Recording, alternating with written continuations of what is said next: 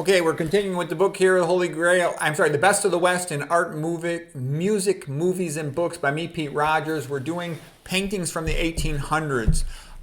So this is part 50 overall of videos from this book and part 3 of paintings from the 1800s. So here's a beautiful painting, The Baptism by Jules Leblanc, Steward, 1892. And these paintings are just magnificent. I mean, Christianity just has all these traditions and rituals that are wonderful for the family. It gets everyone together. So there's a baptism of the baby, and it's just classy and elegant and beautiful. Okay. The next painting is the christening, like the party after the baptism. And this painting is by Arturo Ricci, the Italian painter. And it's just beautiful. Like I said, my lady friend used to say, Arturo Ricci, his paintings are so beautiful. They seem fake. They're just too beautiful. They're too good to be true. This is what real life is like in a Christian family. You know, everybody gets together for the baptism. It's nice.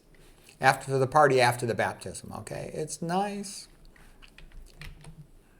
All these rituals, they help get the family together so the kids know each other. Okay, this one right here is Russian Christian Backyard by Vasily Polenov from 1878. And what I like about this is it's just another example of all these great painters the Russians had before, you know, the Soviets took over and turned everything into a garbage can. They had a lot of good painters. They had a lot of good writers.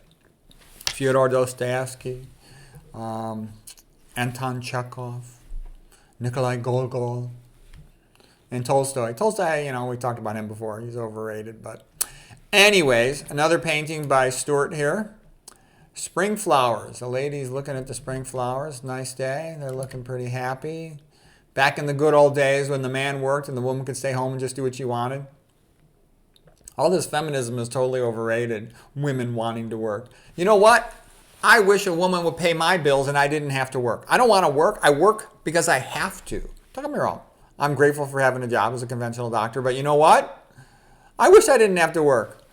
You know, if I'd have married the banker's daughter, I could have married this banker's daughter. I'd be retired now. I'd be a free man. Just write books. I wouldn't have to get up early in the morning and work and take care of all these patients. Why do you guys want to work? My mom didn't have to work and she loved it. She played tennis all the time. She's on the board of directors of an orphanage. She was a tour guide at the Art Institute. She was a tour guide at the architectural studios of Frank Lloyd Wright. She was so happy. Okay, here is, you know, Papa Coming Home, Arriving Home to the Family by N.C. Wyeth. A lovely painting of family life. And that's what life was like when I was a kid. My dad worked all day. My mom was home.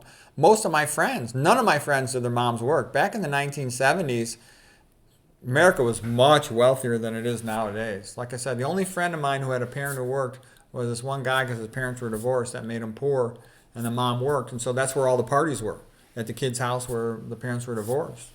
That's where kids were drinking. That's where kids were making the two-back beast. Okay, so this is good old days. The white picket fence.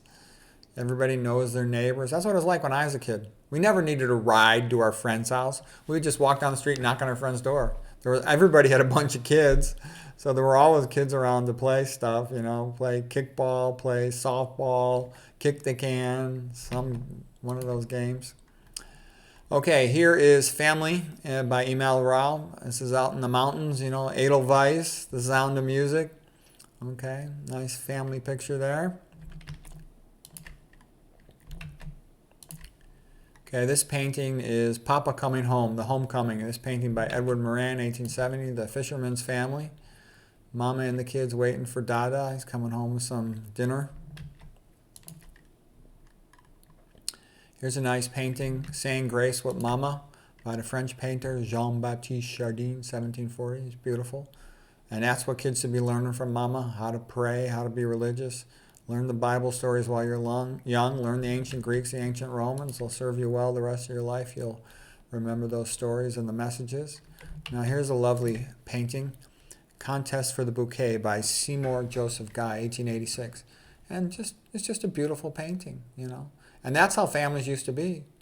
Up until birth control in the 1960s, women used to have on average about 10 children, okay?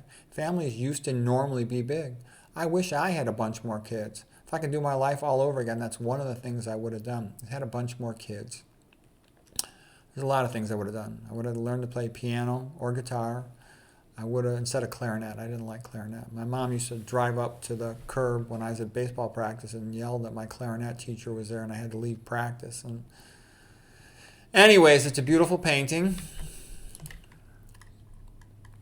Okay, here is Mother and Daughter Reading by Auguste Tulmouche. Again, it's beautiful. And that's valuable time. Mama spending time with the kids, teaching them how to read. Kids that read with their parents, they will be readers for life. Now, this is a really beautiful painting. It's called First Communion by Luis Alvarez Catala, 1901. I wish I could have made it bigger. I should have put it sideways in the book. It would be better because it's a magnificent painting. And again, it's the ritual of the kids' first communion. It's like in about 7th grade in the USA for Catholics. And it's a nice holiday. Again, all the relatives show up. Everybody's dressed nice. You go through these rituals, one of the sacraments. It's a good thing. Okay, now this will be the last painting for today. It's called Christmas Morning by Ferdinand Waldemüller, 1844. And it's beautiful. You see they're poor, but they're happy. And this is a perfect example of Christianity. Christianity takes, December 25th, what would otherwise be a cold, bleak winter day. Like when they call it winter break, it's just miserable and cold, short days, and everybody hates the winter. But on the other hand, when it's Christmas, Christianity makes it the greatest holiday of the year. It's the best day of the whole year. All the family gets together, friends and family are there. Kids that are away for college come home for school. You see your hometown honey, your long-lost lovers and stuff. It's great. It's the best day of the year. Instead of being bleak winter with short, cold days, Christianity has all the Christmas lights. It's the light of the world. Christians are the light of the world. They are what brought civilization into the world, modern civilization. They're the joy of the winter. They make it great. And it does that for so many things. Okay? It's magnificent. The best day of the year. That's a perfect example. Going from the worst time of the year to making it the best time of the year. That's what Christianity does.